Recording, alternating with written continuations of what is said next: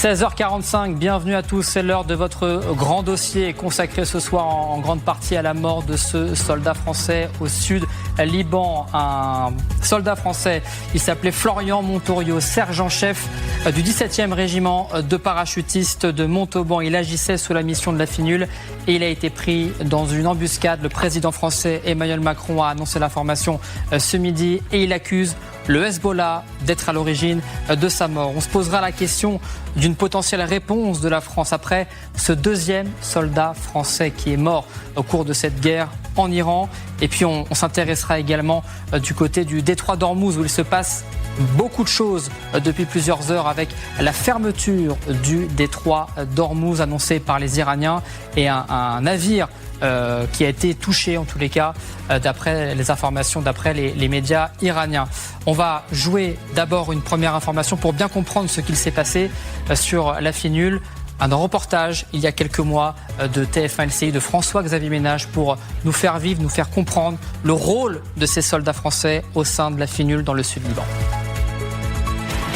Héraclès 10, donc pour nous, reconnaissance du Merlon effectuée. Sur le terrain, après 13 mois de conflit, la priorité c'est de rétablir les axes routiers pour ensuite patrouiller. Ici, un chemin délibérément entravé par les Israéliens voilà quelques semaines. Un chien renifleur s'assure qu'il n'y a pas d'explosifs. Comment ça a été fait ? Je pense que ça a été fait à l'engin de chantier. Les Français déploient de gros moyens pour restaurer ce passage essentiel pour leur future patrouille. L'opération est délicate. Les lieux sont acquis au Hezbollah. Le chien renifleur lui a repéré quelque chose. Ça cherche tout ce qui dit explosif. Hein. Ton axe. Et un petit loup. Ben voilà, comme vous pouvez le voir, on va pas trop s'approcher. Mais donc ici, je pense que c'est plutôt une roquette. Là, un peu plus loin, on peut voir aussi un lanceur en fait à peu près de 122 mm qui était utilisé justement pour envoyer des roquettes sur de l'autre côté de la frontière. Et après, je renvoie tout simplement... Tout est cartographié. Tout est cartographié. Exactement. Ailleurs, des mines anti-chars sont retrouvées. Elles sont immédiatement neutralisées par les soldats français pour éviter de tuer des civils ou être récupérés par des belligérants. Voilà pour bien comprendre la mission de nos soldats français au sein de la FINUL. Pour en parler, j'accueille nos invités. Xavier Giacomoni d'abord, bonsoir, éditorialiste international LCI. Aurélia Colson est également avec nous, bonsoir. Professeur, co-directeur de l'Institut géopolitique et business de l'ESSEC. J'accueille également le général Dominique Delors, bonsoir. Général, ancien chef du centre opérationnel interarmées, ancien conseiller Afrique-Moyen-Orient du chef d'état-major des armées. Stéphane Marchand est également avec nous, bonsoir. Directeur de la rédaction du magazine économique pour l'Écho et vous êtes ex-correspondant à Washington pour Le Figaro. Et puis Elisabeth Shepard-Salem est également avec nous. Bonsoir. Je rappelle que vous êtes franco-américaine, maîtresse de conférences et directrice du programme politique et relations internationales à l'Université de Tours, spécialiste défense et sécurité. D'abord donc la mort de ce soldat français. Il s'appelait Florian Montorio. Il était sergent-chef du 17e régiment de parachutistes de Montauban et il a donc été tué ce matin, annonce faite par le président français Emmanuel Macron. On va faire un point avec vous, Esther Abitbol, pour comprendre ce qu'il s'est passé donc aujourd'hui dans le sud Liban. Bien, en tout cas, l'attaque se serait déroulée ce matin dans la ville de Gandouri, donc dans le sud du Liban. Elle aurait été menée par des individus armés, des individus qui sont qualifiés, qui pourraient être en tout cas le Hezbollah selon le président de la République. Hypothèse soutenue par la FINUL qui confirme que l'attaque proviendrait d'un acteur non étatique. En revanche, le Hezbollah vient de démentir à l'instant toute implication dans cette attaque. Le militaire aurait été tué par un tir direct à l'arme légère dans une embuscade à très courte distance. Touché immédiatement, ses camarades ne seraient pas parvenus à le réanimer. Je vous le rappelle, ces militaires tentaient de ravitailler un camp de casques bleus isolé et bloqué depuis plusieurs jours. C'est à ce moment-là qu'ils ont été pris à partie, Quentin. Que sait-on de ce soldat, Esther ? Eh bien, cet homme, vous allez voir son image qui va s'afficher à l'écran, c'est le sergent Florian Montorio. Il est mort dans le cadre de l'opération Daman, en service depuis 19 ans. Il faisait partie du 17e régiment du génie parachutiste de Montauban, mais aussi de la FINUL, la force intérimaire des Nations Unies au Liban. Il avait participé à plusieurs missions et opérations extérieures, notamment au Sénégal, en Afghanistan, en Irak et au Niger. Depuis la guerre au Moyen-Orient, c'est le deuxième militaire français mort dans une attaque engagée dans une mission à Erbil en Irak. Arnaud Frion avait été tué le 12 mars dernier. Merci beaucoup Esther Abitbol. Je me tourne immédiatement vers vous, général Dominique Delors. Quelle a été votre première réaction lorsque vous avez appris la mort de ce soldat français ? Alors ça ravivait des sentiments très forts. D'abord, je m'incline bien sûr à la mémoire du sergent-chef.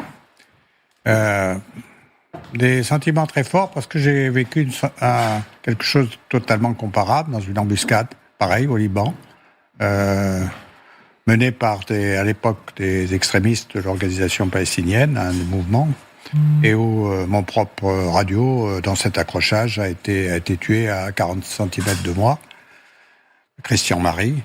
Et donc la mort de ce sergent-chef, 48 ans après, à quelques jours près, c'était le 2 mai à l'époque, là vous voyez on est fin avril, donc c'est assez comparable, c'est-à-dire une embuscade contre des casques bleus, venus pour une mission a priori de paix, et qui sont obligés de se battre parce qu'ils sont attaqués. Et donc là, en l'occurrence, ça commence toujours par la même chose, c'est pas la FINUL qui attaque, mais c'est la FINUL qui est attaquée. Donc une embuscade et la mort de ce sous-officier, la blessure de 3 de ses camarades. Donc autant d'éléments très comparables et toujours très forts. Et là, je dois dire que je suis sûr que la France rendra hommage à nos casques bleus de manière beaucoup plus ouverte que ce fut fait à l'époque en 78. Et évidemment, ça pose toujours pour tout le monde le problème de la mission de la FINUL, dont on sait qu'elle doit se terminer fin décembre, mais en même temps l'absolue nécessité de tenter quelque chose pour éviter le choc frontal entre Israël et la partie la plus dure des Libanais, en l'occurrence en ce moment le Hezbollah. Il est très saisissant votre témoignage, général Dominique Delors. Vous nous parlez d'une embuscade. C'est le scénario noir pour ces soldats, justement, contre ces miliciens ? Oui, parce que, si vous voulez, à peu près, quel peut être le scénario, bien sûr, je peux être démenti, mais grosso modo, c'est effectivement une mission qui est donnée à une section d'aller dégager un axe pour permettre ce ravitaillement, et qu'il faut rouvrir cet axe parce qu'il est tombé des obus, etc. Et il peut y avoir été placé des mines, des pièges, et donc ces hommes sont allés, ont débarqué, et ils ont été tirés délibérément par leurs agresseurs, au moins pour commencer le combat. Est-ce qu'il a été tué tout de suite ? On n'en sait rien pour le moment, ou un peu plus tard dans les accrochages qui a dû durer un certain temps. Ça peut durer un certain temps. Et donc, et évidemment, ces parachutistes, puisque ce sont des parachutistes, c'était à peu près le même cas avec moi. C'était aussi avec un régiment parachutiste, d'infanterie de marine et mon escadron de blindés. Mais c'est toujours à peu près le même scénario. Heureusement, nos hommes sont très entraînés, c'est-à-dire que, grosso modo, on pourrait avoir eu beaucoup plus de pertes si les hommes avaient été moins préparés techniquement, physiquement, moralement, pour pouvoir justement limiter. Les pertes auraient peut-être été beaucoup plus importantes si ces camarades n'avaient pas pu combattre pour protéger leurs blessés et puis ensuite sécuriser la zone. Vous avez raison de rappeler que 3 autres soldats sont blessés. Xavier Giacomoni, je rappelle que vous allez très régulièrement sur le terrain, éditorialiste international LCI. Vous étiez, il y a quelques semaines, au Liban. Vous connaissez très bien ces missions de la FINUL. Quel est leur rôle, quelles sont leurs missions précisément dans la région ? Là, la mission, à mon sens, de ce que j'en comprends, parce qu'on est très loin, on est très très loin du sud Liban depuis ce plateau. Mais quand on regarde sur une carte, ça se passe à proximité du village de Gandourié. Je sais pas si vous connaissez Général Delors, mais en fait, c'est totalement à l'est de la zone dont on parle. On n'est pas du tout côté Nakoura, côté Méditerranée, et on est, j'ai vérifié, à 1,5 km du front établi par les Israéliens. Vous savez que les Israéliens ont décrété une ligne jaune, exactement comme à Gaza, qu'ils vont occuper, quoi qu'il arrive, en attente de négociations futures, si elles viennent un jour. Et donc, dans cette zone-là, il y a un cessez-le-feu, mais la guerre est toujours présente. Ce qu'on comprend de la mission des casques bleus, du sergent-chef Florian Montorio, c'était de dégager un axe pour permettre de ravitailler un poste avancé des casques bleus qui était bloqué depuis plusieurs jours. Et ça ne pouvait se faire qu'à partir du moment où il y avait le cessez-le-feu, grosso modo. Puisque là, c'est un endroit où on se bat, où il peut y avoir des batailles au corps à corps entre Israéliens et Hezbollah. L'embuscade, pour quelle raison, on a du mal à le comprendre. Est-ce que des soldats soldats français précisément étaient ciblés de la part du Hezbollah? On ne le sait pas pour le moment. C'est pas une évidence, hein. Au début de la guerre, vous savez qu'il y a 2 soldats, un indonésien, un népalais, qui ont été tués, l'un par un tir de char Merkava des Israéliens, l'autre dans une embuscade qui ressemble à celle qui a coûté la vie au sergent-chef. Donc ce sont des missions extrêmement périlleuses, et comme le disait le général, en plus de la part d'une force de maintien de la paix, donc qui ne peut faire que répliquer si jamais elle est attaquée. Elle ne peut pas engager le feu contre un ennemi qu'elle pourrait juger menaçant et dont elle prévoirait le dispositif. Donc c'est extrêmement compliqué dans ces conditions-là, et avec peu de soutien matériel, je veux dire, pas de soutien aérien évidemment, pas de soutien d'artillerie, pas de soutien de blindés. Vous voyez les véhicules des casques bleus de la FINUL sur place, le moindre tir de RPG ou de missiles anti-chars et ils sont détruits. Donc des hommes extrêmement courageux, et le sergent-chef en fait largement partie. D'ailleurs, il avait eu une citation en Afghanistan, 19 ans de carrière, il a fait à peu près tous les théâtres d'opération qu'ont pu faire les forces françaises ces 20 dernières années. Un homme sorti du rang, c'était un simple soldat au départ, qui est devenu par la bravoure sous-officier. C'est un moment extrêmement triste, mais quand le chef de l'État s'adresse au gouvernement libanais en lui disant « nous voulons une enquête, nous voulons des coupables », cela paraît malheureusement tout à fait improbable dans les conditions politiques que vit le Liban aujourd'hui. Et justement, on va prendre la direction du Liban, retrouver notre correspondant sur place, Arthur Saradin. Arthur, a-t-on de nouvelles informations sur la situation et en tous les cas ce qui s'est passé et la mort de ce soldat français ? Alors pour l'instant, on est encore cantonné, on s'en tient aux déclarations. On a eu donc, on l'avait rappelé, celle d'Emmanuel Macron, de la ministre française des Armées, qui avait accusé directement le Hezbollah, puis des autorités libanaises qui avaient plutôt demandé une enquête pour savoir que l'armée libanaise fasse la lumière sur ce qui s'est passé. La dernière déclaration qu'on a en date, c'est celle du Hezbollah, justement, qui dans un communiqué nie avoir ciblé un casque bleu et avoir été à l'origine de ce qui est présenté jusqu'à présent comme une opération d'embuscade. Il a rappelé la nécessaire coordination entre la FINUL, l'armée et la population qui, vous le voyez autour de moi, commence à rejoindre le sud Liban où je me trouve, dans ces zones qui sont encore sinistrées de la précédente guerre. Donc cette aussi investigation, cette enquête qui va être menée par la FINUL elle-même va être très importante à suivre parce que les faits sont évidemment très graves. C'est le premier casque bleu qui meurt depuis le déclenchement de cette nouvelle vague d'hostilité le 2 mars dernier.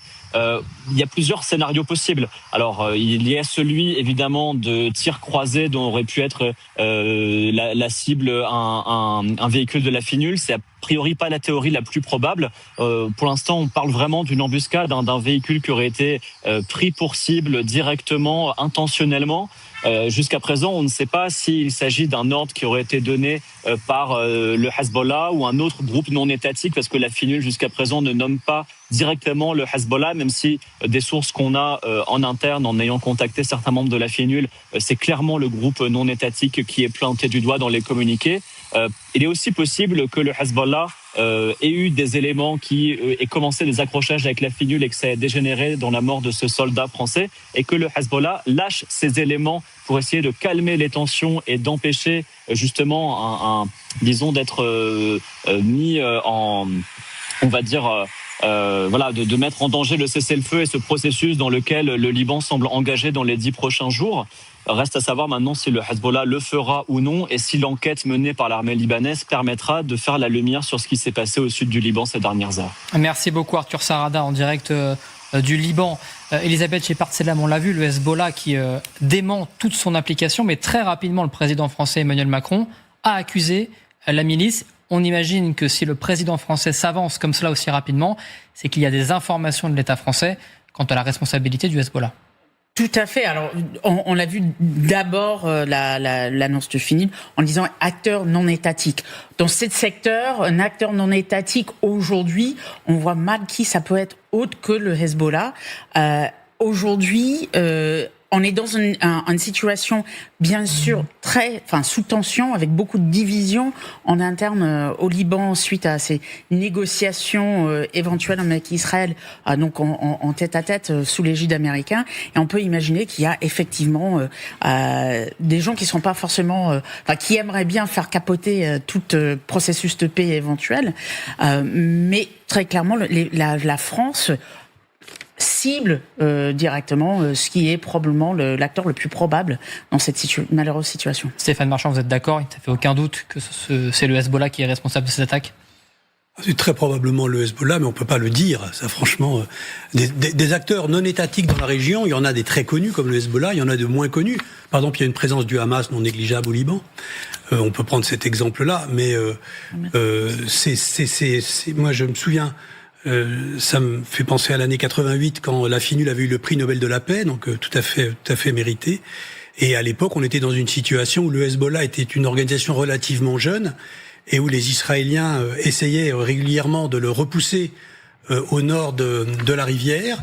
Et à l'époque, les Israéliens recrutaient dans le sud du Liban pour la milice armée du Liban Sud, avec l'aide des Israéliens, et la FINUL était chargée à l'époque d'empêcher ce recrutement, et nous avions des échauffourées très très fréquemment. Et je me souviens d'ailleurs très bien que quand on est arrivé au sud Liban pour fêter le prix Nobel de la paix de la FINUL, on a été pris, nous les journalistes, à part par un officier israélien qui nous a expliqué à quel point c'est lui, l'armée israélienne, qui devrait avoir le prix Nobel à l'époque. Je me souviens de c'était d'une plaisanterie bien sûr, mais... François-Xavier Ménage, vous nous avez rejoint. Bonsoir. Je rappelle que vous êtes grand reporter au service international TF1-LCI. On vous a invité parce que vous avez vous-même tourné avec ces soldats français de la FINUL. C'était il y a un peu plus d'1 an, si je ne me trompe pas maintenant. Vous connaissez parfaitement le travail de ces soldats français. Dans quelles conditions ces soldats travaillent au quotidien? Sont-ils armés? Comment font-ils pour faire leur mission? Quelle est véritablement cette mission? Alors, la mission, quand moi je les ai suivis pendant 48 heures en immersion, il faut savoir que c'est pas évident d'avoir une autorisation pour pouvoir les suivre à un moment déjà qui était un peu compliqué. Leur mission première, c'est de sécuriser, c'est de faire tampon. Disons les choses. On se posait la question tout à l'heure sur votre antenne de savoir ce qui se passe quand la FINUL est là et quand elle n'est pas là. On est certain d'une chose, c'est que si la FINUL n'est plus là, même si elle sert peut-être pas à grand chose comme certaines critiques disent, ce sera bien pire et le pays, le Liban, le sud Liban, serait pas tout à fait celui qu'il est aujourd'hui. Une fois qu'on a dit ça, leur quotidien, pour parler des Français, moi quand je suis allé sur place, et on a dormi d'ailleurs dans la base des militaires français de la FINUL, ils étaient 600, et dans ce nombre, vous avez d'ailleurs des bunkers. Ça, c'est quand même assez étonnant à entendre. C'est-à-dire que, et là, on était pourtant dans une période de cessez-le-feu, les soldats restaient jusqu'à 16 heures, j'ai vérifié les faits, ils étaient restés jusqu'à 16 heures enfermés dans un bunker parce qu'il y avait trop de tirs à proximité immédiate. Donc déjà, ça montre bien la place qu'elle a leur. On parle de militaires qui sont, pour répondre à votre question, armés, qui évoluent avec des convois, des véhicules blancs, donc forcément visibles très très loin à la ronde. Et par ailleurs, le moindre convoi, quand il démarre, soit très tôt le matin, soit parfois même en fin d'après-midi, c'est parce qu'il y a eu des décisions, il y a eu des discussions, il y a eu des échanges avec les autres membres de la FINUL. Donc jamais, au hasard, un convoi va partir à gauche ou à droite. Ce que l'on avait vu aussi, qui racontait l'hostilité vis-à-vis du Hezbollah, je vais vous donner un exemple très concret. On avait fait notamment une patrouille de 3 heures. On arrive dans un village qui est pro-Hezbollah, avec des drapeaux du Hezbollah, avec des visages des martyrs.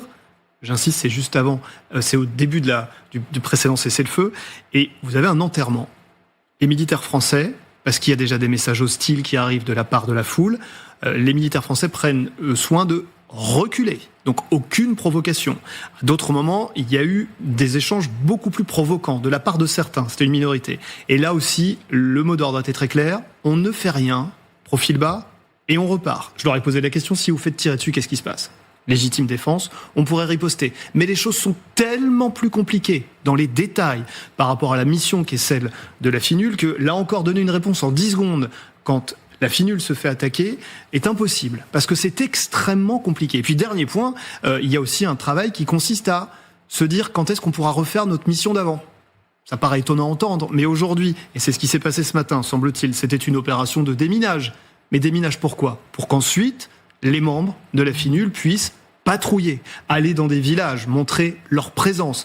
Et autour d'eux, il n'y a pas que des habitants pro-Hezbollah. Il y en a aussi d'autres qui disent merci d'être là. Micro éteint, évidemment, on ne pourrait pas filmer ces choses-là aisément, mais qui disent merci d'être là, continuez. Donc ces deux choses existent. Je vous ai posé la question, mais je vous la repose. Est-ce que ces soldats sont visibles ? Vraiment visible, est-ce qu'on fait une distinction claire et nette entre un casque bleu de la FINUL et un soldat israélien, par exemple, dans la région? Alors, impossible de se tromper, ne serait-ce que parce que les véhicules sont blancs, qu'à aucun moment ils avancent masqués. C'est totalement impensable. Ça ne fait pas partie de leur contrat de travail, si je puis dire, dans le sud Liban ou par ailleurs. Rappelons, tout est tellement compliqué. Tous les villages ne sont pas pro-Hezbollah. Vous avez aussi des villages chrétiens. Il faut une certaine connaissance pour savoir où on arrive. Dans un village qui est chrétien, vous pouvez avoir aussi certaines poches qui sont à proximité immédiate, en tout cas pro-Hezbollah. Donc vous avez des caches d'armes partout. Nous, quand on a patrouillé avec eux, avec l'équipe de TF1, il y a eu des déminages qui ont eu lieu, c'est-à-dire des engins explosifs qui ont été trouvés, qui ont été explosés, des caches d'armes qui ont été trouvées également. Donc on est dans un endroit très compliqué. Ils évoluent d'une manière précaire, disons-le, et beaucoup regrettent d'ailleurs de ne pas avoir suffisamment de moyens humains, de ne pas avoir de pouvoir symbolique. C'est les mots employés par un des responsables militaires français présents sur place, d'avoir un problème de reconnaissance. Ça fait plus de 45 ans qu'ils sont présents dans le sud Liban. Et à chaque fois, on dit c'est la fin, ils ne servent plus à rien. Moi, je pose la question, qu'est-ce qui se passe le jour où ils disparaissent ? Et autre point qui, forcément, est obligé de nous interpeller aujourd'hui, on parle d'un tir qui aurait eu lieu donc à proximité immédiate. Or, depuis des années, ce type de scénario ne s'était pas produit. Il y avait une cohabitation très compliquée, avec bien souvent des messages, non pas haineux, mais qui étaient vraiment des messages que je dirais distanciés entre l'armée française et le Hezbollah. Mais ce type de fait tel qu'il s'est produit ce matin, il faut rester prudent, il faudra avoir tous les détails, interroge aussi. On se pose la question évidemment si la France était visée. Dernière question, François-Xavier, est-ce que la nationalité de ces soldats est visible au loin avec un badge, ou au contraire, est-ce que ça aurait pu être un autre soldat d'une autre nationalité qui aurait été visé? Est-ce qu'on voit que c'est un soldat français de loin? En l'occurrence, j'étais pas là ce matin. Bien sûr, mais il est évident, il n'y a aucun doute, j'insiste, personne n'avance masqué. Donc, la plupart du temps, il y a plusieurs nationalités évidemment au sein de la FINUL au sud Liban. Les Français avancent entre eux. Ce sont des convois, souvent il n'y a que des militaires français. J'insiste, je ne sais pas dans le cas précis. Vous avez le drapeau bleu-blanc-rouge qui est sur la plupart des habits évidemment des soldats. Et puis par ailleurs, rappelons aussi les choses. On n'est pas dans un no man's land où personne ne sait qui est qui. Ces lieux sont ceinturés par des drones israéliens. Côté Hezbollah, ils savent exactement où sont les bases de la FINUL et où telle nationalité se trouve, la base arrière de l'armée française. Tout le monde connaît évidemment et l'adresse et les chemins pour y arriver, pour repartir. Donc il est évident que tout ça ne se passe pas de manière masquée. Et en 2 secondes, on arrive à comprendre qu'il s'agit de la FINUL. Et si on est à proximité, on voit tout de suite les drapeaux. Aurélien Colson, c'est le 2e soldat français qui meurt depuis le début de cette guerre en Iran. Je rappelle que le premier a été tué dans une base militaire à Erbil, en Irak, par des milices irakiennes pro-iraniennes. Quelle réponse la France doit apporter aujourd'hui ? La première chose à souligner, beaucoup a déjà été dit, mais c'est que nos forces armées ne sont pas impliquées dans ces conflits. Mais on voit bien, malheureusement, qu'ils sont pris à partie, alors même qu'ils sont dans des missions, vous le disiez, de maintien de la paix, avec une fonction de tampon. Moi, ce que je voulais rappeler, c'est le triste paradoxe entre, en fait, la mission qui est donnée à ces professionnels et le contexte qui vient de basculer à nouveau, avec la fin du cessez-le-feu, alors qu'il y a un décrochage complet entre les moyens qui leur sont donnés. Vous l'avez dit, le moindre blindé n'est pas du tout équipé pour résister au type de matériel qui sont désormais utilisés dans la zone. Donc, il faut rendre hommage, malheureusement, au sergent-chef, avoir une pensée pour ses camarades qui ont été également blessés, mais il y a une question qui va au-delà même de la France pour répondre à votre question. C'est la question du mandat même et des moyens que l'on donne à ces missions de casque bleu. Je fais une parenthèse qui n'a rien à voir mais qui est claire aussi. Ça me rappelle, au tournant des années 2010, je me suis rendu à plusieurs reprises dans les Kivu, en RDC, en République démocratique du Congo, avec le même problème, c'est-à-dire une gigantesque mission de casque bleu des Nations Unies, totalement démunis dans leur mandat, on ne peut répliquer qu'en cas de légitime défense, et dans leurs moyens, face à des groupes armés qui, en fait, bénéficiaient de moyens déjà techniques à l'époque extrêmement supérieurs aux leurs. Alors évidemment, on se pose la question s'il n'est pas trop tard, parce que le mandat de la FINUL doit s'arrêter normalement dans quelques mois. Donc J'imagine que ce n'est pas aujourd'hui qu'on va devoir remettre en cause ce mandat et que visiblement, malheureusement, la mort de ce soldat français est arrivée avant. D'un mot très rapide, général, avant de marquer une courte pause, est-ce que la France doit réagir et comment elle doit réagir aujourd'hui ? D'abord, il faut, je veux dire, soutenir ce qui est fait par le président de la République, qui a clairement identifié le Hezbollah. Donc aussi, pour compléter, c'est forcément une attaque délibérée. C'est pas le hasard. Donc c'est évidemment des Français qui étaient visés. C'est une action contre le contingent français. Alors réagir, c'est toujours le même problème. À partir du moment où vous avez une force des Nations Unies qui n'agit pas sous chapitre 7. Alors, chapitre 7, c'est quelque chose de primordial dans le cadre des déploiements des forces des Nations Unies. C'est-à-dire donner la capacité au chef sur le terrain, le chef de la mission, de remplir sa mission, y compris avec l'emploi de la force. Là, jamais la FINUL n'a eu ce chapitre 7. Donc, effectivement, elle est là pour commencer à recevoir des coups. Ça ne veut pas dire qu'elle ne peut pas en rendre. Et en l'occurrence, je suis sûr que les parachutistes ont réagi par le feu de manière la plus efficace possible. En tout cas, je l'espère très fortement. Donc, après, que faire ? De toute façon, malheureusement, c'est pas le premier casque bleu qui est tué. Je l'ai déjà dit. En l'espace d'un demi-siècle, on en a perdu un certain nombre dans le cadre de la FINUL. Et donc, il faut continuer la mission d'abord. C'est-à-dire que c'est pas même aussi triste que soit la mort de ce soldat, ce parachutiste français. On continue la mission. Déjà, on continue la mission. Ça, c'est le point majeur pour pas donner prise à une prime à l'attaquant. Et on va continuer évidemment d'en parler. Restez avec nous dans le grand dossier. Dans un instant, on revient aussi également sur ce qu'il se passe dans le détroit d'Ormuz avec ces allers-retours entre l'Iran et les États-Unis. Restez avec nous. La suite du grand dossier, on parle désormais du détroit d'Ormuz car il y a eu de nombreux rebondissements ces dernières heures alors que Donald Trump confirmait sa réouverture hier, coup de théâtre ce matin puisque les gardiens de la Révolution annoncent immédiatement sa refermeture suite au blocus naval qui n'a pas été levé par le président américain et très rapidement les Iraniens qui ont joint les actes à la parole en tirant sur au moins un pétrolier dans le passage maritime. Pour bien comprendre ce qu'il s'est passé, Chloé Barbeau, vous nous avez rejoint. Bonsoir pour comprendre, analyser concrètement ce qu'il s'est passé aujourd'hui avec ce pétrolier. Ce n'est même pas qu'un pétrolier. Il y a eu 2 incidents aujourd'hui dans le détroit d'Ormuz et plus précisément à 37 km au nord-est d'Oman. Voici ce qui s'est passé. Deux vedettes iraniennes, semblables à celles qu'on va voir sur ces images dans un instant, ont tiré, comme je vous l'ai dit, sur un pétrolier et ensuite sur un porte-conteneur. Le capitaine du pétrolier assure qu'aucun avertissement radio n'a été émis au préalable. Malgré ces 2 attaques, tous les équipages sont sains et saufs.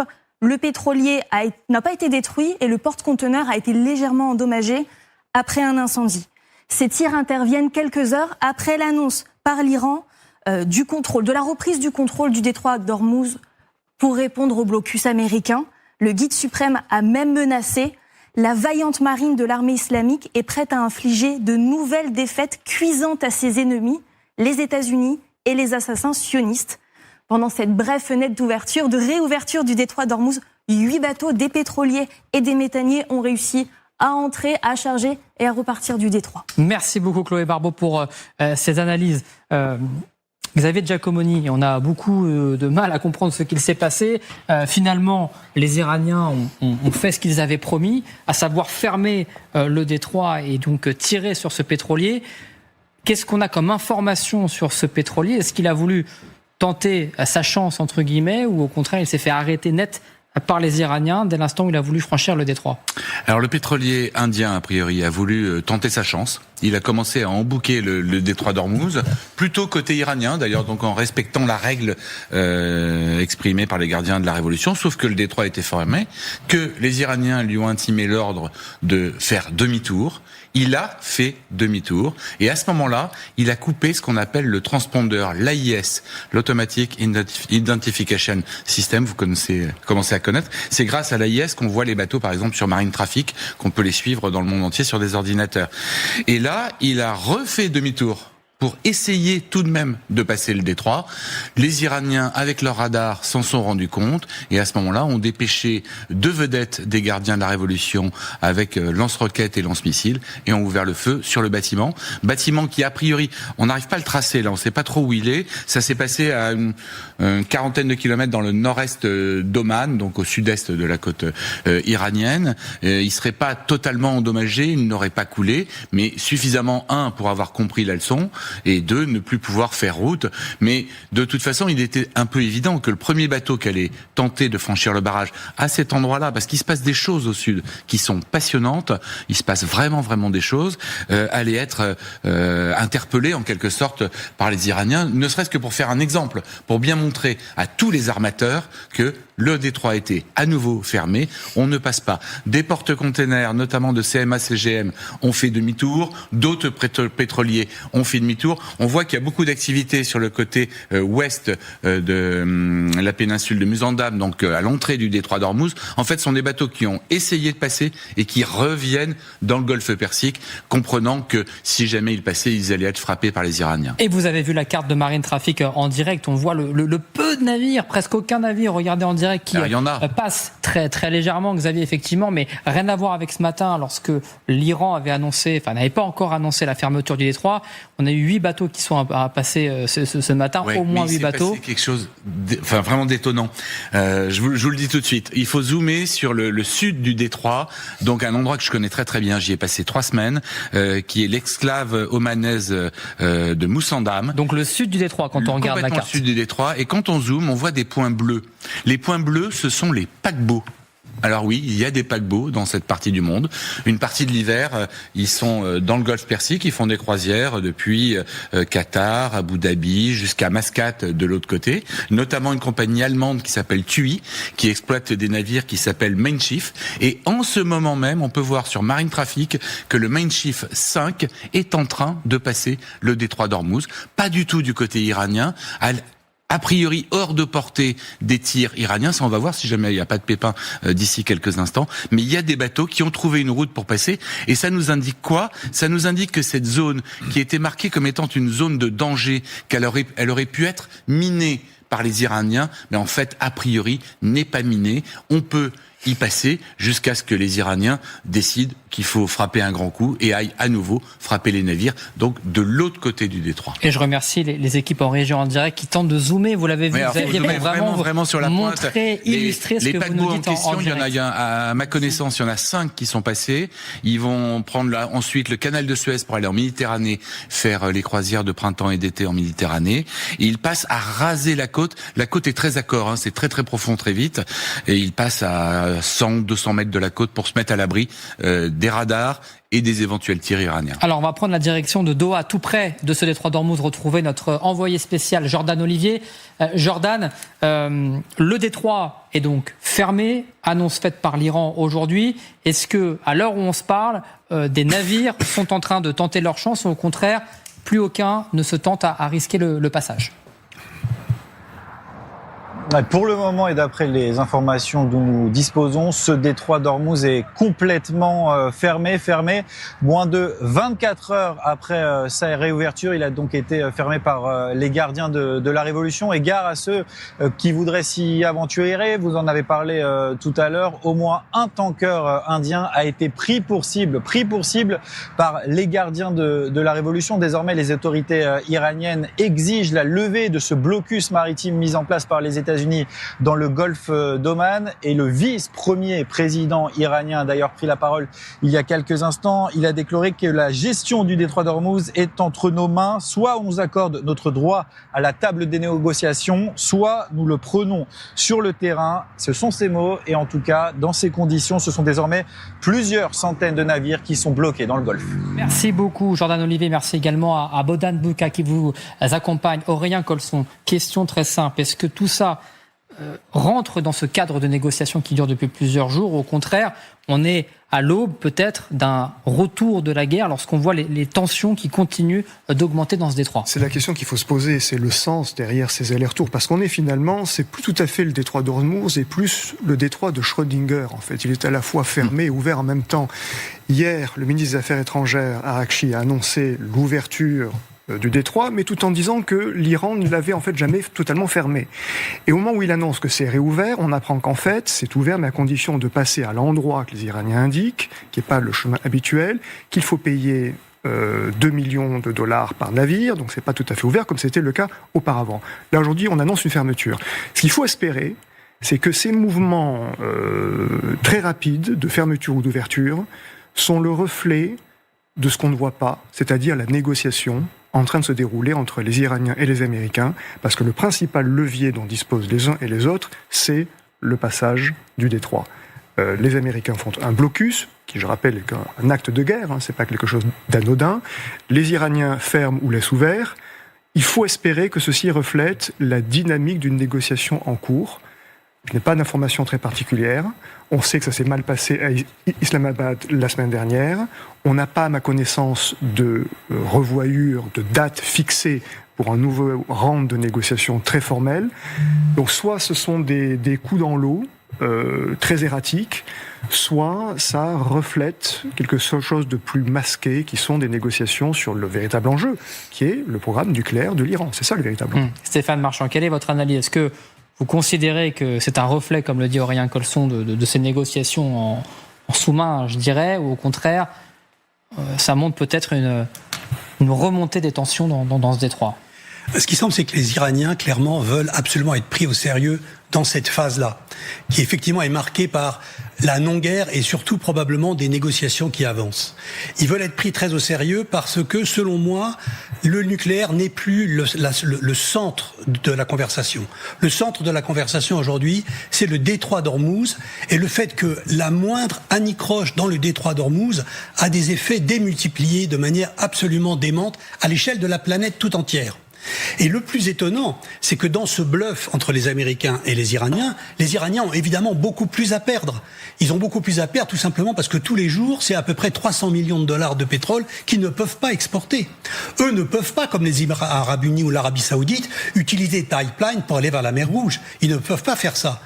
Et en ce moment, ils savent très bien que leur capacité à stocker le pétrole commence à s'épuiser. Ils installent du pétrole dans des pétroliers devant leur port, mais bientôt tout ça va être rempli. Et quand tout sera rempli, quand leur réserve de stockage de pétrole sera complètement remplie, ils seront obligés d'arrêter la production. S'ils le font, les puits, qui sont des vieux puits en Iran, des puits de mauvaise qualité, vont se remplir d'eau et devenir probablement complètement inopérants. Et si vous regardez, en ce moment, il y a 15 jours de réserve d'essence et de diesel dans les réserves iraniennes, alors que l'AIE demande 6 mois à peu près.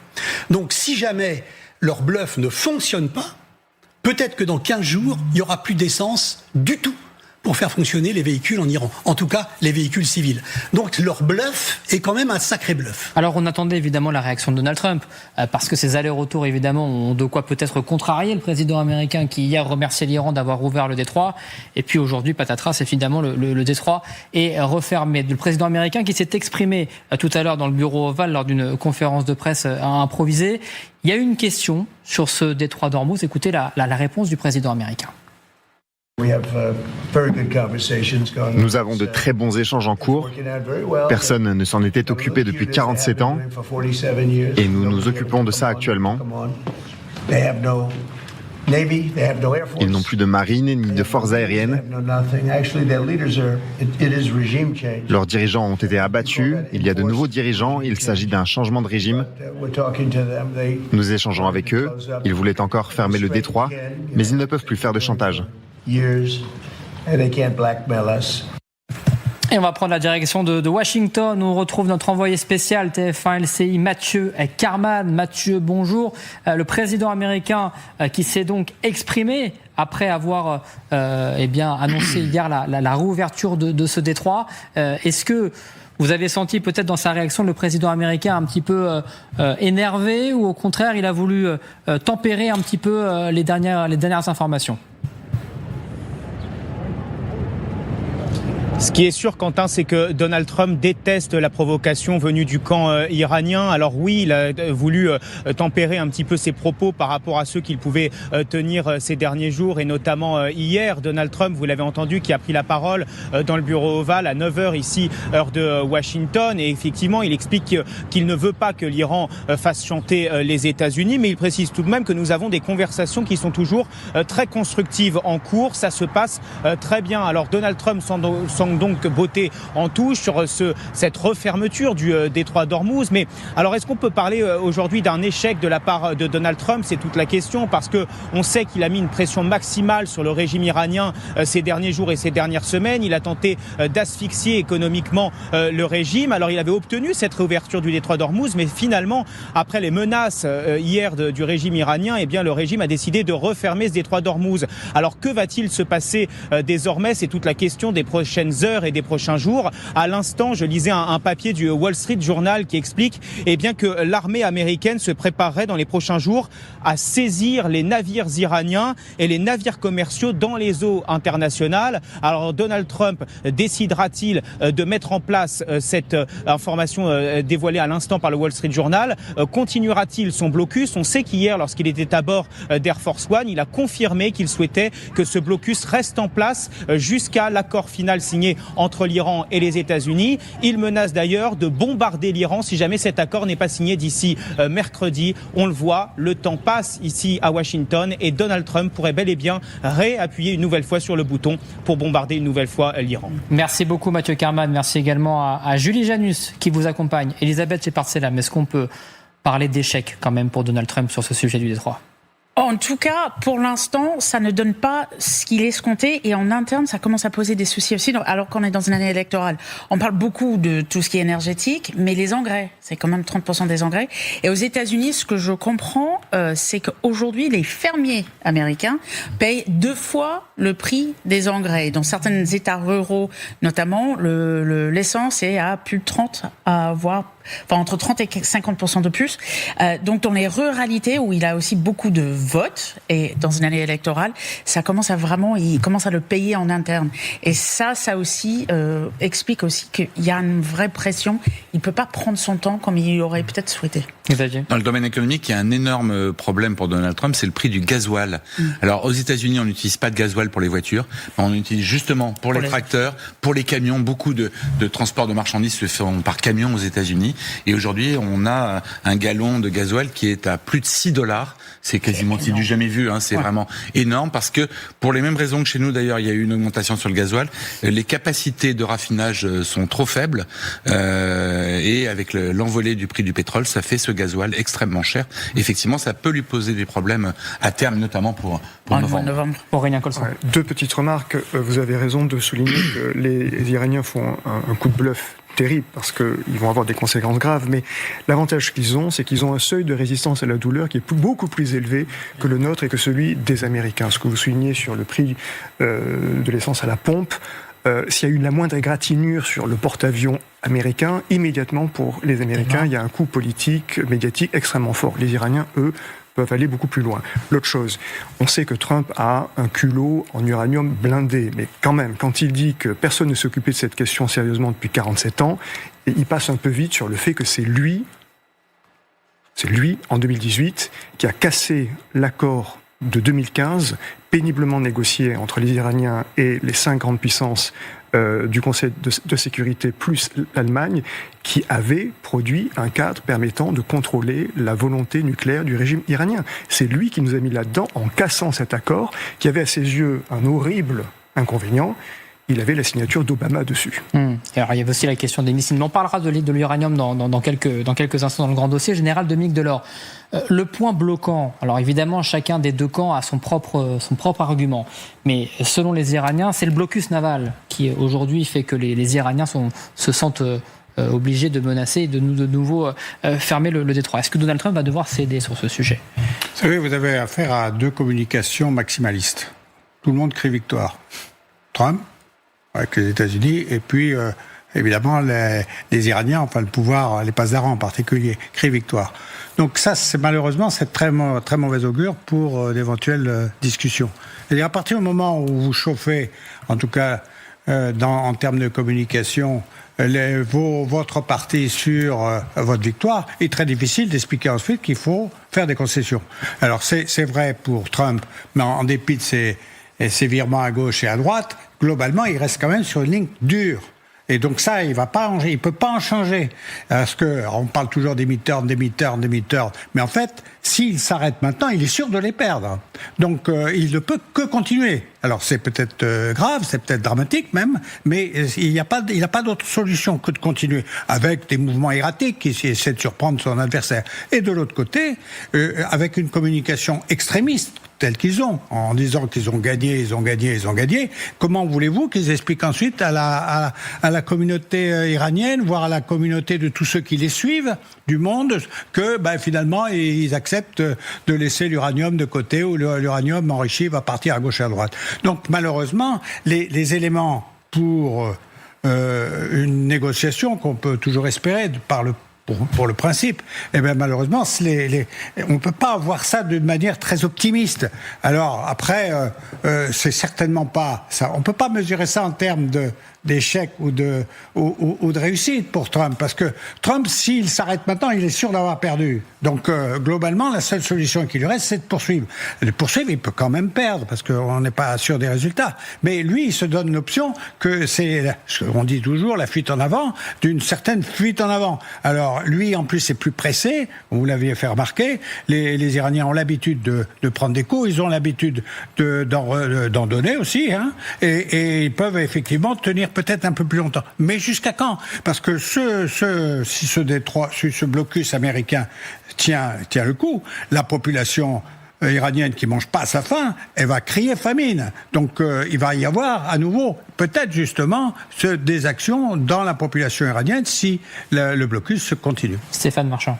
Alors, à votre question sur savoir si Donald Trump a échoué, finalement il est parti avec 3 buts de guerre. L'uranium, les missiles et le changement de régime. Il a peut-être un peu réussi le changement de régime, il a complètement raté pour l'instant sur le côté uranium, et sur le côté missile, on comprend bien, après plusieurs années à regarder l'Iran, que l'Iran est capable de reconstituer assez rapidement une force de missiles très efficace. Finalement, c'est les Iraniens qui ont imposé le 4e but de guerre, qui est aujourd'hui le vrai but de guerre. Hormuz ou pas Hormuz, on le ferme, on l'ouvre. C'est eux qui l'ont imposé. Bien sûr. Parce que lui, apparemment, ce qui me semble dément, autour de lui, j'imagine qu'on avait dû le dire, mais il ne devait pas prêter attention. Hormuz était évidemment une énorme carte dans cette affaire. Donc lui, il a découvert trop tard. Et en ce moment, sur l'affaire d'Hormuz, sur cet objectif-là, on ne peut pas dire qu'il est réussi. Non, pas sur celui-là. Parce que les Iraniens, quoi qu'il se passe, quoi que nous fassions, ou quoi que les Américains fassent, les Iraniens seront toujours capables d'envoyer une petite roquette qui sèmera la panique dans le détroit et par conséquent dans l'économie mondiale. Donc je ne vois pas de porte de sortie positive pour Donald Trump. Et je serais Donald Trump, contrairement au général, je pense qu'en fait il devrait arrêter assez rapidement. Xavier. J'irais même plus loin, parce qu'en fait, pour les Iraniens, ils pensaient avoir une carte maîtresse dans Hormuz en 1979-80. Ça a vraiment été codifié. Khamenei, d'ailleurs, avait mis par écrit tout le dispositif sur Hormuz. Il y a eu la guerre des pétroliers à la fin des années 80, au moment de la guerre Iran-Irak. Ça n'a pas été un grand succès. Ils n'ont pas réussi à utiliser cette carte maîtresse.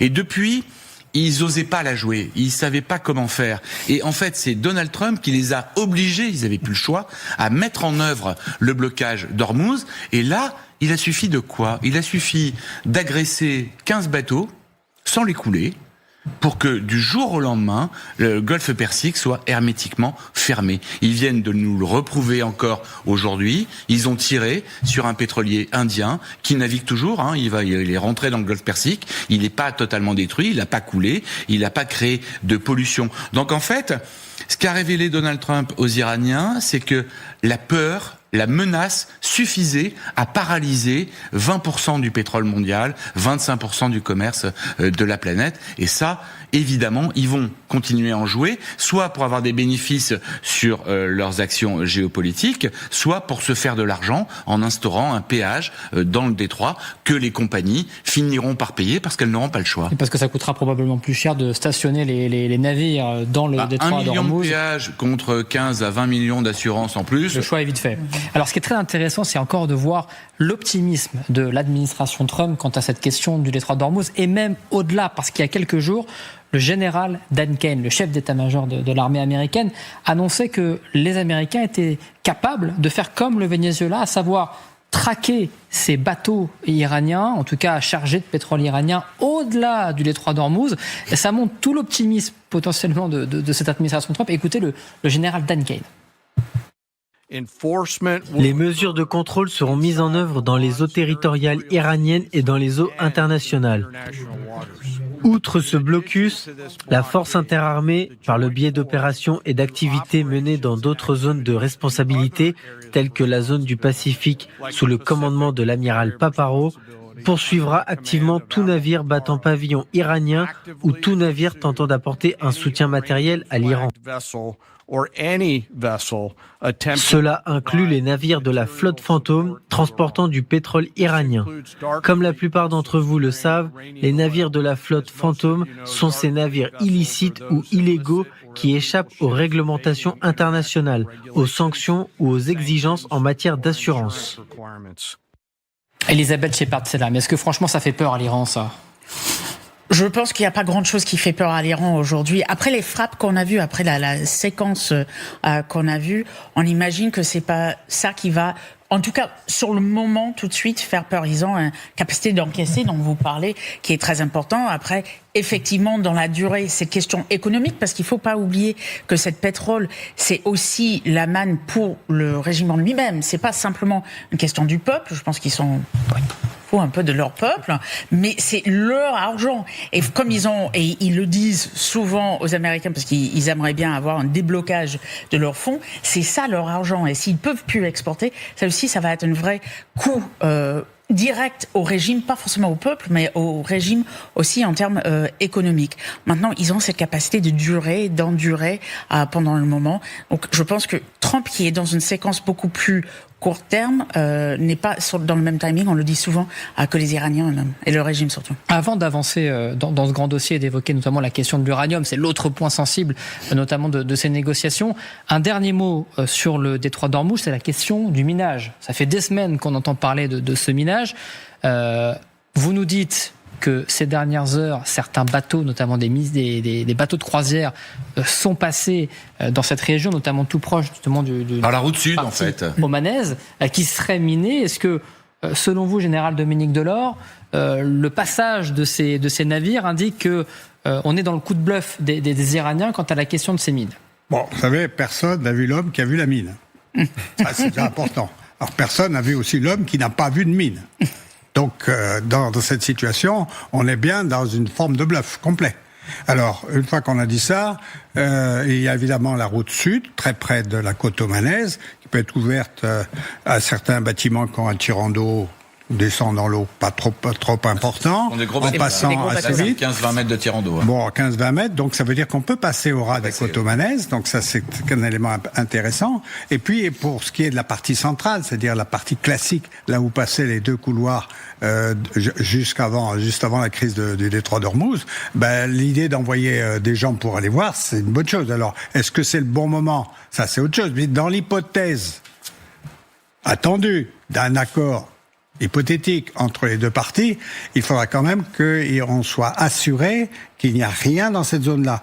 Donc, pour, si je dis, rassurer les armateurs, les affréteurs, les assureurs, et puis et aussi les équipages pour pouvoir transiter. Donc là, effectivement, l'idée d'envoyer une force tel que ça a été évoqué ces derniers jours, et tient au plan opérationnel, a du sens. Alors voilà, donc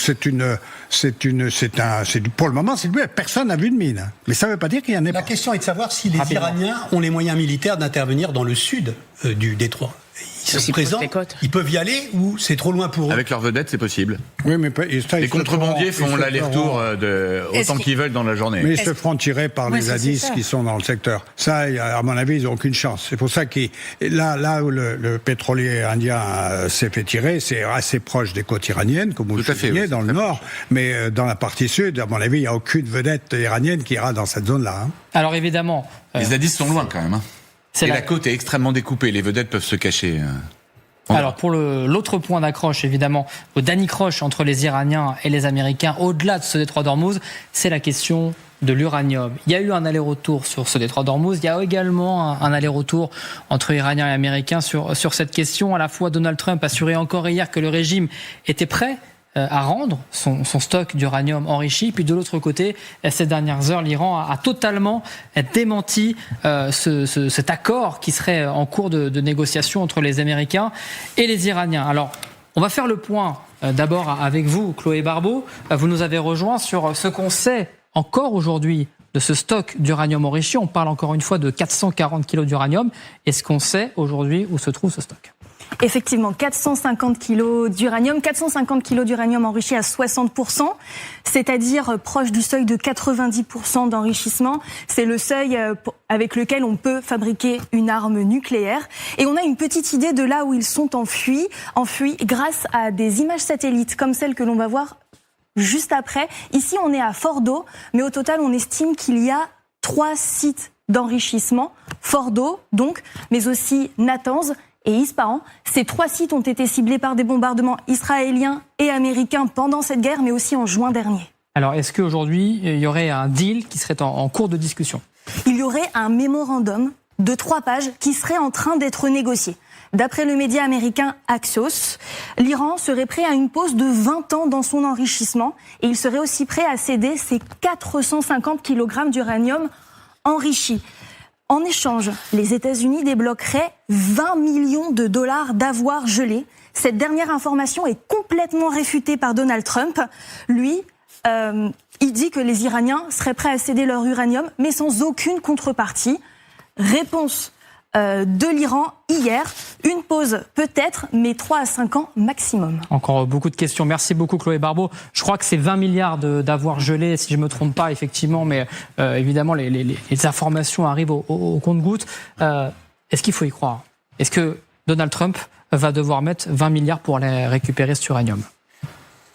Elisabeth. Alors, hier, dans les informations américaines, donc, il y avait cette histoire d'Axios qui disait qu'il était prêt à le faire. Moi, c'est des fuites qu'on voit beaucoup de cette administration. Je suis de plus en plus convaincue pour tester les eaux, pour voir si ça passe pas, sans qu'il y a forcément quelque chose de réel derrière. Je pense qu'on a un problème avec toutes les déclarations. Enfin, ceux qui sont des fuites, mais aussi ceux qui sont sur Truth et autres de cette administration, et la réalité. Il faut plutôt se focaliser sur la réalité. On a du mal aujourd'hui à avoir 2 choses. Les Américains cédaient sur cette question de 20 milliards, et surtout les Iraniens cédaient, en fait, tout simplement sur l'uranium enrichi et leur capacité. On voit, par exemple, sur la durée, les Américains qui demandaient 20 ans, 3 à 5 ans, c'est très clairement inacceptable pour les Américains. Alors, on va juste reprendre la direction de Washington une dernière fois. On retrouve notre envoyé spécial, Mathieu Kerman, dans la capitale américaine avec Julie Janus. Mathieu, on sent que là également, il y a un poker menteur au-delà du détroit d'Ormuz sur cette question de l'uranium, avec des déclarations entre Trump et donc l'Iran qui ne sont pas du tout en adéquation. Oui, absolument, parce que Donald Trump, notamment hier, il a longuement parlé, que ce soit à la presse américaine ou sur son réseau social Truth, a annoncé un accord total avec l'Iran. L'Iran serait prêt à tout céder sur la question du nucléaire et à céder la totalité des quelques 440 kilos d'uranium enrichi que possède l'Iran. Alors, l'Iran dément, mais Donald Trump, tout à l'heure encore, dit oui, eh bien, ils ont accepté tout cela. Alors, qui dit vrai, qui dit faux, ça c'est toute la question, mais on sait que c'est un enjeu majeur pour Donald Trump, cette question du nucléaire, parce qu'il a déclenché cette guerre en Iran le 28 février dernier pour cela, pour que l'Iran n'ait jamais l'arme nucléaire. Il le martèle de jour en jour, l'Iran n'aura jamais l'arme nucléaire. Alors comment va-t-il faire pour justement aller chercher cet uranium enrichi? Ça c'est toute la question. Il disait hier que ce seraient nos hommes, tout en précisant que ce ne seront pas des soldats américains qui iront directement sur le sol iranien. Alors ça on verra dans les prochains jours si un accord est signé entre l'Iran et les États-Unis, comment cela se passera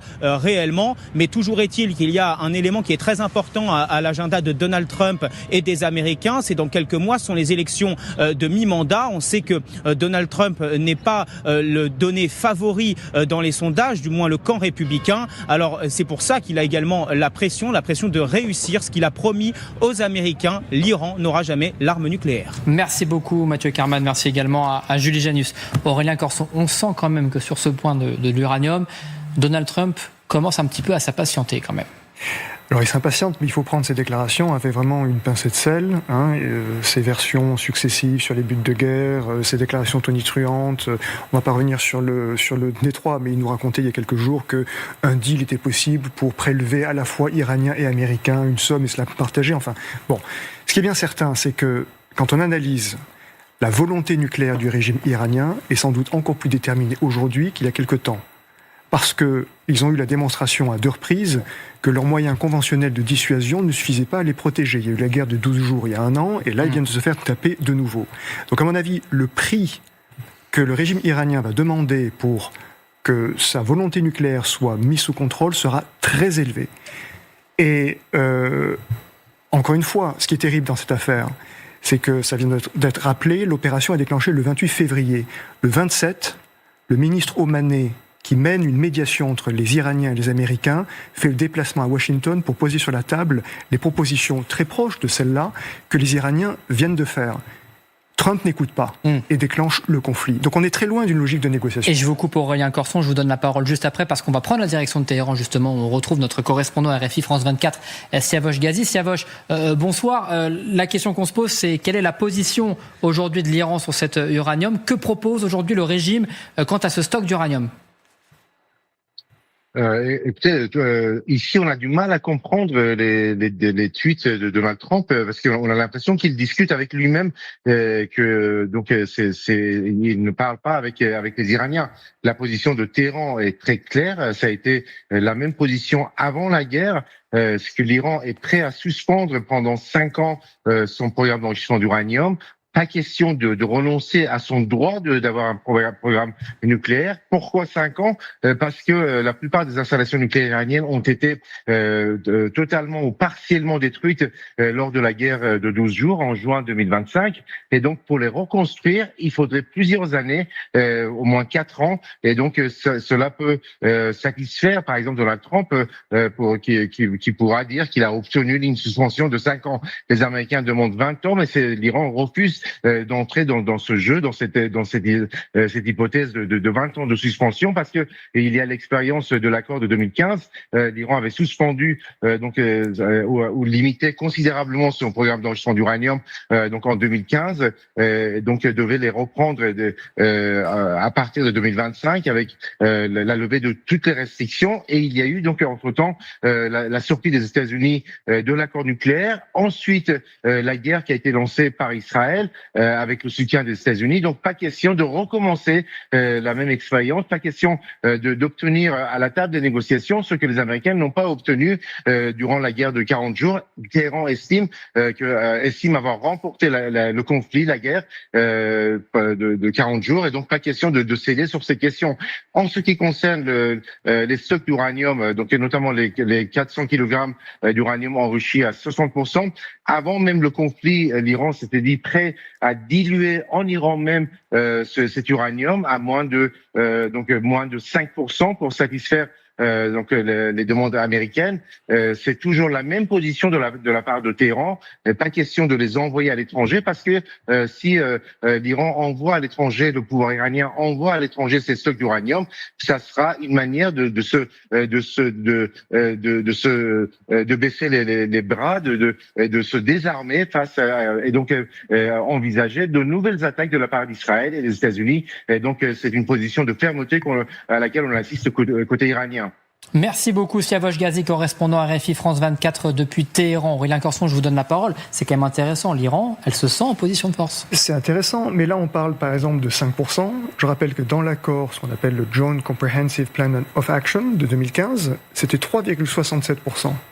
Donc on est toujours en fait en recul par rapport à ce que la négociation avait permis en 2015. La responsabilité de Trump dans cette affaire est gigantesque. J'espère qu'à un moment, on prendra du recul pour voir vraiment dans quelle situation ce type nous a plongés, tous collectivement. Parce que l'accord était meilleur, il a refusé de le poursuivre, et aujourd'hui on en est là. Et encore une fois, 27 février, c'est là ce que je disais à l'instant, le ministre Omané va apporter à Washington les premiers résultats de sa médiation entre Américains et Iraniens, et Trump refuse de le recevoir et de l'écouter. Stéphane Marchand. Là, il y a fort à parier que cette guerre va se terminer sans grande certitude sur l'uranium. Et ce qui a la certitude correspondante, c'est que les Israéliens, ils l'ont dit 50 fois, les Israéliens repartiront en guerre pour régler ce problème de l'uranium. Parce que eux, c'est existentiel à un point qu'on n'imagine pas. La question est de savoir, est-ce que les Américains, d'ici 5, 6, 7, 10 ans, seront d'accord pour accompagner les Israéliens dans une deuxième guerre d'Iran ? Est-ce qu'il n'y a pas là le ferment d'une déchirure entre les États-Unis et Israël ? Juste, Elisabeth. Pour rajouter à ça, le problème pour les Israéliens, c'est pas simplement le nucléaire. Et je rajouterai maintenant, aujourd'hui, pour tous les pays du Golfe, qui n'avaient pas les mêmes problèmes que les Israéliens avec l'Iran avant cette guerre. Je pense les missiles balistiques, notamment, et les drones, les proxys. Toutes ces choses-là où Trump qui en a parlé au début, mais aujourd'hui, il en parle de moins en moins. Pour les pays de la région, les missiles balistiques, c'est presque encore plus important, parce que c'est ça qui frappe, que ça soit à Tel Aviv, à Jérusalem, à Doha. Ça frappe les infrastructures dans le Golfe. Et ça frappe les infrastructures. Ça frappe le pétrole, ça frappe le gaz. Juste avoir une négociation sur la question nucléaire, ni pour les Israéliens, ni pour les pays du Golfe, ça suffit aujourd'hui. Donc par définition, et les Israéliens ont clairement dit, il va falloir y retourner, et pas simplement pour le nucléaire. Il faudra y retourner, mais le problème, c'est qu'on voit aujourd'hui qu'il n'y a pas de solution militaire à ce problème-là. Un problème qui est un vrai problème. La menace que fait peser l'Iran, 1, sur Israël, puisque le but de l'Iran, c'est la disparition d'Israël, et 2, sur les États du Golfe. Mais il n'y a pas de solution militaire dans le sens où, une nouvelle fois, mais comme tous les stratèges militaires le répètent depuis des dizaines d'années, les bombardements aériens ne peuvent pas faire résoudre le problème, ne peuvent pas faire gagner une guerre. Ils peuvent être un appui à des troupes au sol. Or, aujourd'hui, qui aurait envie d'aller envahir un pays de 90 millions d'habitants, 3 fois et demi grand comme la France? Donc la solution, elle n'est pas là. La solution, elle était, vous le disiez tout à l'heure, en 2015, avec le JCPOA. Alors oui, les Iraniens ont menti, oui, ils ont essayé de bluffer, d'enfumer tout le monde, mais c'était la seule solution. Et en fait, nous en sommes là aujourd'hui parce que en 2018, Donald Trump a déchiré cet accord sur le nucléaire. Général Dominique Delors, de la fin. Première chose, c'est qu'il faut quand même pas oublier que c'est pas une position trumpienne, mais une position américaine en ce qui concerne les accords, puisqu'il y a quand même eu une administration Biden pendant 4 ans, et que cette administration Biden n'est pas revenue sur la décision du président Trump dans son premier mandat. C'était une négociation. Le deuxième, le véritable, au-delà du problème nucléaire et du problème balistique, qui est effectivement celui que l'on voit le mieux, il y a surtout le fait qu'il y a un problème idéologique, c'est-à-dire que tant que l'Iran aura, en tout cas les Pasdaran et les religieux auront comme objectif la destruction d'Israël, le problème va continuer. Bien sûr, le mode d'action préférentiel qui pourrait être utilisé, c'est l'arme nucléaire, et donc il ne faut pas l'arme nucléaire. Mais pourquoi ne faut-il pas l'arme nucléaire? Parce que le régime en place, l'idéologie en place, c'est une idéologie extrémiste qui veut la destruction d'Israël, donc, et qui nie l'existence d'Israël. Donc tant qu'ils seront sur cette ligne-là, la guerre va continuer. Évidemment, et on continue d'en parler sur LCI. Dans un instant, vous retrouvez Yves Calévi qui reviendra également largement sur la mort de ce soldat français mort dans le sud Liban.